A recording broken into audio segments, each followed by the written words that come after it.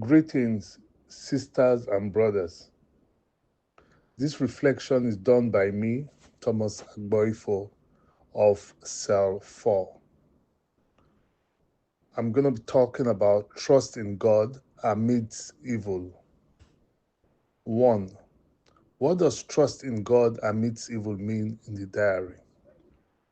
God demands trust from us, but we must also be the ones to first show trust in God in all situations, in order to entrust all matters to God, big and small. We must trust even if we fail to avoid sin and evil. We believe in God's mercy and that God will forgive us and bring us back to the right path through spiritual counsel and confession. Even when we are scared, weak, and down on our luck, we can remain steadfast in God's promise because God would always turn bad into good. God is omnipotent, so through Him, all things are possible. We just need to trust Him. By trusting, God will not allow those who trust Him to be put to shame. Saint Faustina recalls that before leaving for the retreat in 1933, her spirit was tormented. But by trusting in God and going forth regardless, she was given peace and guidance from God.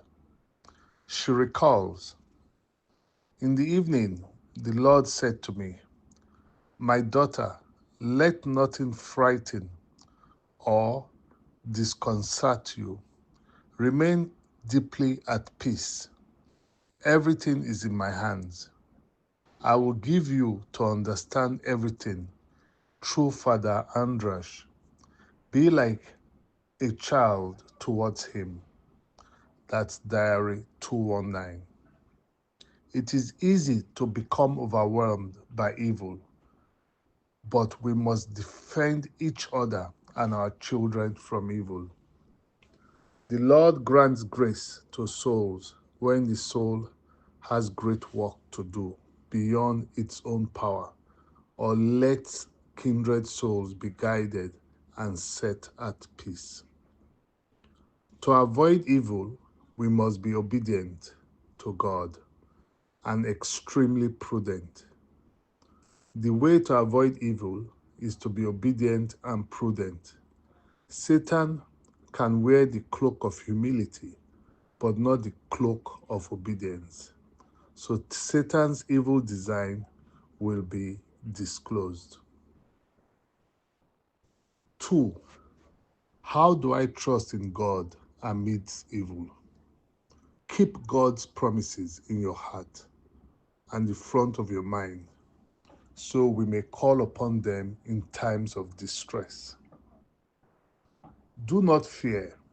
I will not leave you to yourself. He will help you to fulfill my will here on earth. That Diary 258. Do not weep. I'm with you always. That Diary 259. Saint Faustina recalls God's promises and weeps tears of joy as she recalls all the blessings and grace bestowed upon her by God.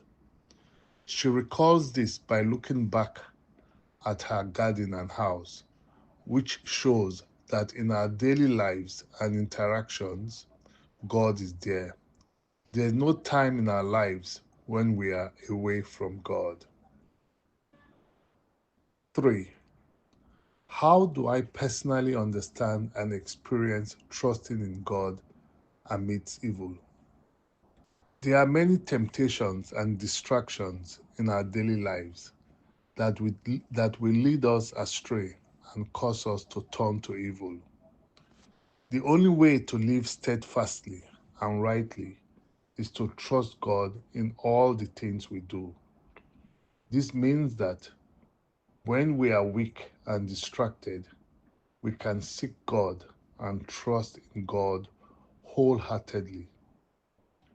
When we live life by trusting in God, we become happier and are able to enrich not only our lives, but also the lives of those around us.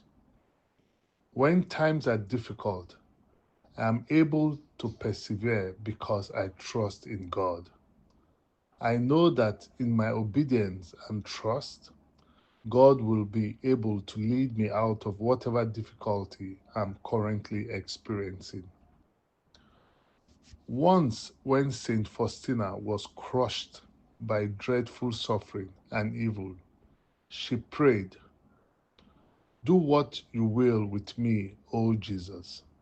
I will adore you in everything. May your will be done in me, O my Lord and my God. I will praise your infinite mercy."